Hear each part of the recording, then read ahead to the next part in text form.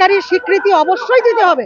৪৫-৪৬তম শ্রম সম্মেলনের যে সিদ্ধান্ত সুপারিশ, সেই সুপারিশ মেনে স্বাস্থ্যকর্মীর স্বীকৃতি দিতে হবে। আমরা 23 তারিখ থেকে আমরা রাস্তায় আছি। 23 বলতে গেলে পরে ভুল বলা হবে।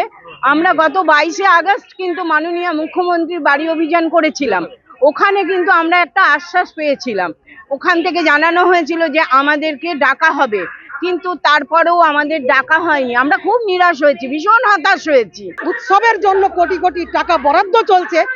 আমরা মনে করি এই কর্মীদের ন্যূনতম বেঁচে থাকার মতন ভাতা, সরকারি স্বীকৃতি, রাজ্য সরকার কর্তৃক 15,000 টাকা ভাতা দিতে হবে। না হলে আমাদের এই কর্মবিরতি চলবে, ধর্ণা চলবে, লাগাতার আন্দোলন চলবে, আমরা পথ ছাড়বো না।